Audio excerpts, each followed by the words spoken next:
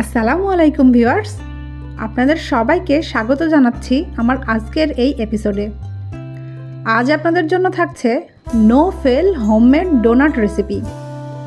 আশা করছি আমার আজকের রেসিপিটি আপনাদের সবার ভালো লাগবে।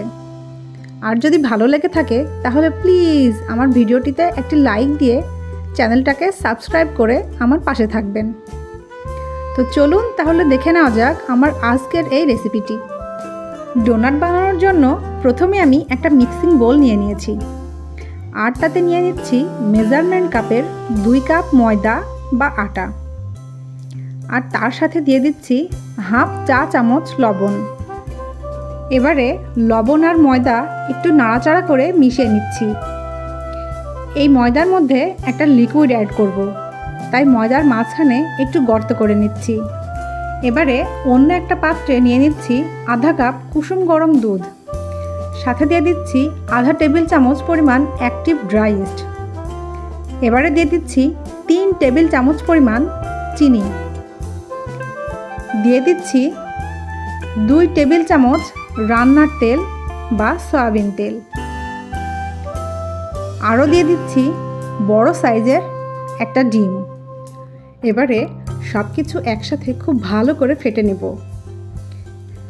এ পর্যায়ে এই লিকুইড মিশ্রণটি নিয়ে আগে থেকে রাখা ময়দার মিশ্রণের মধ্যে দিয়ে দিচ্ছি।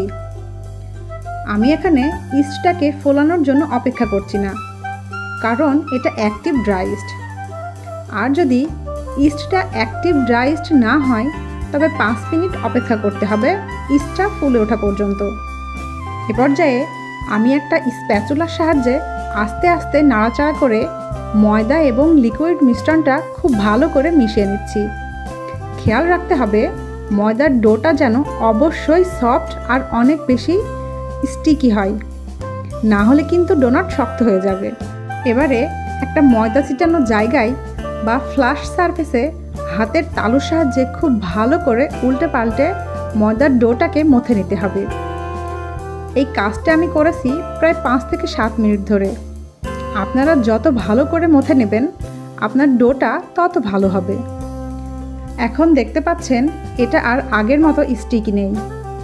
এবারে যেই পাত্রে ময়দার ডো তৈরির জন্য নিয়েছিলাম সেই পাত্রে কিছুটা তেল দিয়ে মেখে নিচ্ছি, আর ময়দার ডোটাকে পাত্রের মধ্যে তেল দিয়ে এপিটোপিট মেখে ফোলার জন্য রেখে দিব প্রায় 1 থেকে 1.5 ঘন্টা। এবারে এই পাত্রটাকে ঢাকনা দিয়ে ঢেকে বা র্যাপ করে গরম কোনো জায়গায় রেখে দিতে হবে। ফিরে আসছি 1.5 ঘন্টা পর। মাশাআল্লাহ, দেখুন ডোটা ফুলে ফেপে একদম ডাবল হয়ে গেছে। আমি এই ডোটাকে বন্ধ ওভেনে রেখেছিলাম। আপনারা চাইলে বন্ধ আলমারি কিংবা রান্নার সময় চুলার পাশেও রেখে দিতে পারেন। যখন দেখবেন ময়দার ডোটা এমন ফুলে ডাবল হয়ে গিয়েছে তখন বুঝে নেবেন ডোটা 100% পারফেক্ট হয়েছে। এ পর্যায়ে ডোটাকে একটু পাঞ্চ করে নিয়ে আবারও হাত দিয়ে একটু মথে নিতে হবে। এবারে আমি ডোটাকে সমান 10 ভাগে ভাগ করে কেটে নিচ্ছি, যাতে করে সবগুলো ডোনাট দেখতে একই মাপের হয়। এবারে এক টুকরো ডো নিয়ে হাত দিয়ে উল্টে পাল্টে ঘুরিয়ে ঘুরিয়ে সুন্দর একটা লেচি বানিয়ে নিচ্ছি, আর লেচিটাকে সামান্য একটু প্রেস করে একদম মাঝ বরাবর একটা কুকি কাটার দিয়ে কেটে নিচ্ছি। আমি কুকি কাটার ব্যবহার করেছি। আপনারা চাইলে বোতলের ঢাকনা কিংবা হাত দিয়ে ঘুরিয়ে ঘুরিয়েও ডোনাটের ফাঁকা অংশটা করে নিতে পারেন। ডোনাটগুলো কাটা হয়ে গেলে একটা পরিষ্কার সুতি কাপড় দিয়ে ঢেকে রাখতে হবে যতক্ষণ না পর্যন্ত ডোগুলো বা ডোনাটগুলো ফুলে ওঠে। এ পর্যায়ে আমি এগুলোকে আরও আধা ঘন্টা ঢেকে রেখেছিলাম। প্রায় 30 মিনিট পর আমি এগুলোকে তুলে নিয়ে সরাসরি গরম তেলের মধ্যে দিয়ে দিচ্ছি। লক্ষ্য রাখবেন তেলটা যেন অতিরিক্ত গরম না থাকে, আবার চুলার আঁচও যেন বেশি না থাকে। অল্প আঁচে ডোনাটগুলোকে ভেজে নিতে হবে।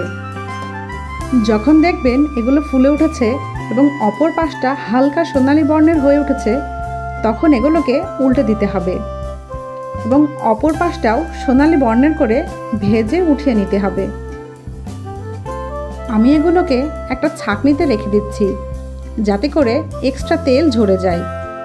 এ পর্যায়ে হালকা গরম থাকা অবস্থায় আমি কয়েকটি ডোনাট চিনির মধ্যে এপিটোপিট করে গড়িয়ে নিচ্ছি। আপনারা চাইলে এগুলোকে চকলেট দিয়েও কোট করে নিতে পারেন। ব্যাস তৈরি হয়ে গেল আমার নো ফেল ডোনাট। চলুন একটু ভেঙে দেখাই ডোনাটগুলো কতটা সফট এবং ফ্লাফি হয়েছে। আর খেতেও কিন্তু মাশাআল্লাহ অনেক মজার। বাচ্চাদের টিফিন সহ যে কোনো অনুষ্ঠানেও আপনারা চাইলে বাচ্চাদেরকে এই ডোনাটগুলো বানিয়ে দিতে পারেন। আশা করছি আমার আজকের এই রেসিপিটি আপনাদের ভালো লেগেছে। আর যদি ভালো লেগে থাকে তাহলে অবশ্যই বাসায় ট্রাই করবেন। আর কেমন হয়েছে আমাকে কমেন্ট করবেন। আজ এ পর্যন্তই। সবাই ভালো থাকবেন, সুস্থ থাকবেন আর আমার জন্য দোয়া করবেন। আল্লাহ হাফেজ।